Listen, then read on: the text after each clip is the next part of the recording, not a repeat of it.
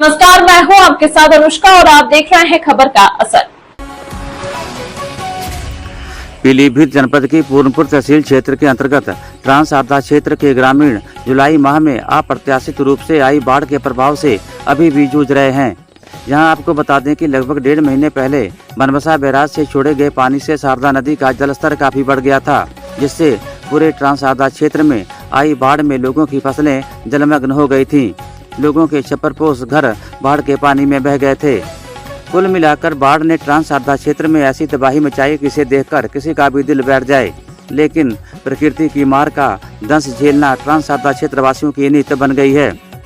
बाढ़ से किसानों की गन्ने, धान तथा सोयाबीन की फसलें बर्बाद हो गई हैं। वर्तमान में किसानों को बाढ़ से फसल नष्ट होने से काफी आर्थिक क्षति पहुंची है। इससे आने वाले समय में किसानों को आर्थिक संकट से जूझना पड़ेगा। वहीं दूसरी ओर सूबे के मुख्यमंत्री योगी आदित्यनाथ ने बाढ़ के दौरान बाढ़ प्रभावित क्षेत्रों का हवाई सर्वेक्षण कर खराब हुई फसलों का मुआवजा देने का भी फरमान जारी किया था, लेकिन वह फरमान हमेशा की तरह इस बार भी हवाई साबित हुआ है, क्योंकि बाढ़ आई को 1.5 महीने का समय गुजर चुका है, लेकिन अभी तक बाढ़ से नष्ट हुई फसलों का मुआवजा अधिकांश किसानों को नहीं दिया गया है, जिससे किसानों में रोष व्याप्त है।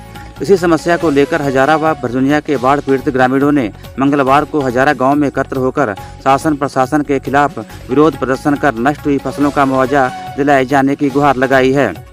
इस दौरान प्रदर्शन कर रहे ग्रामीणों ने स्थानीय जन प्रतिनिधियों तथा प्रशासनिक अधिकारियों पर ट्रांस आपदा क्षेत्र की उपेक्षा करने का गंभीर आरोप भी लगाया है। जी, क्या नाम है आपका? कहाँ रहते हैं? ये जो विरोध प्रदर्शन कर रहे हैं आप लोग, क्या उद्देश्य है इसका? इसका उद्देश्य ये है जो फसल मुआवजा हम लोगों को दिया जा रहा था, तहसील से आश्वासन मिला था, लेकिन अभी तक हमें नहीं मिला है किसी को भी। हजारा भुर्जिनिया का कहीं नहीं मिला गया, जबकि हम लोगों ने सूचियाँ बना के पर उसको लेखपाल को दिया गया और अभी तक मुआवजा नहीं मिला। तो क्या इसके बारे में आप लोगों ने उनसे किसी अधिकारियों से बात नहीं की? लेखपाल से फ़ोन करते हैं तो कह रहे हैं तहसील आके बात करिए। अच्छा जी, क्या नाम है आपका? हर्षुभ्रन। ये विरोध प्रदर्शन क्यों कर रहे हैं आप लोग? जो विगत 30-40 दिन से पहले जो बाढ़ आई थी उसमें काफ़ी नुकसान भी हुआ है फसलों का। उसके उपलक्ष्य में जो सूची ग्राम चंदिया हजारा के मजरा हजारा भुर्जिनिया की जो बनी थी वो लेखपाल महोदय को उपलब्ध कराई गई, लेकिन अभी तक कोई भी मुआवजा नहीं मिला है। उसके लिए लेखपाल से भी कई बार फ़ोन पे वार्ता हुई तो उन्होंने कहा कि अभी आपकी जो है कोई टारगेट नहीं है, इसलिए अनुदान मिलना थोड़ा मुश्किल है। तो हमने कहा हर गाँव में अनुदान मिल चुका है, तो हमारे इस भुर्जिनिया हजारा में अनुदान मिलना चाहिए था फसल नुकसान का, लेकिन अभी तक कोई भी अनुदान नहीं मिला है। तो हम चाहते हैं कि शासन प्रशासन जो है इस चंदिया हजारा के शारदा पार जो हजारा भुर्जिनिया का गांव जो है 150-200 परिवार जो रहता है उसको मुआवजा मिले। तो ये नुकसान आप लोगों का किस फसल का हुआ था? ये अधिक गन्ना और धान की। गन्ना और धान का। जी जी, क्या नाम है आपका? मेरा नाम लाला रामन है। कहाँ रहते हैं? शारदा पार हजारा रहता हूँ। जी, क्या समस्या है? और मेरी समस्या क्या, मेरे पूरे गांव की ये समस्या है हजारा भुर्जिनिया की, जो कि विगत 30-40 दिन पहले जो बाढ़ आई थी हमारे यहाँ, वो बहुत भयानक बाढ़ थी, जिसमें सारी फसलें नष्ट हो गई, घर तबाह हो गए।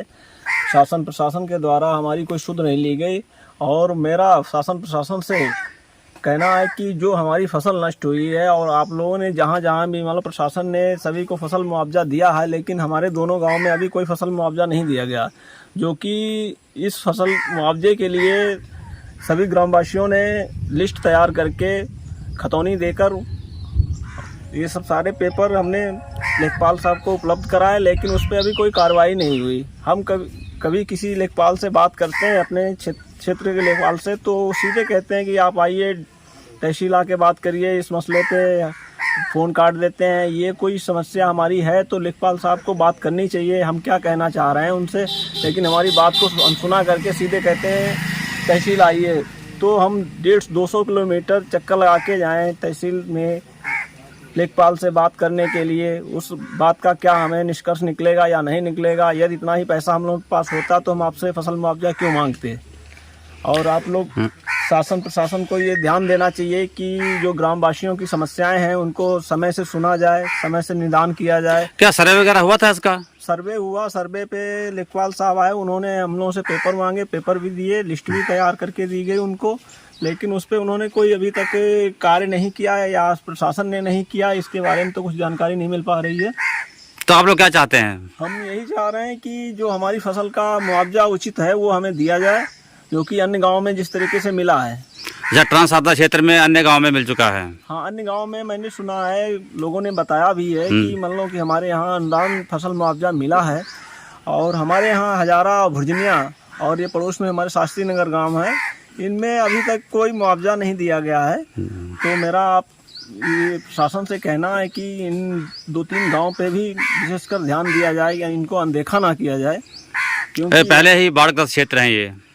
पहले से ही ये बाढ़ग्रस्त क्या, ये कटान पीड़ित है। पहले ही हम लोगों की सारी भूमि कट चुकी थी, जो कि कुछ ही सालों से हम लोगों की इस पे जमीन बरकरार हुई है, कुछ फसल पैदा होना शुरू हुई है, जो कि इस बार तो बाढ़ की भेंट चढ़ गई। सारी फसल इस समय हम लोग असहाय हुए हैं, लेकिन प्रशासन हमारी कोई बात नहीं सुन रहा। ठीक है, धन्यवाद।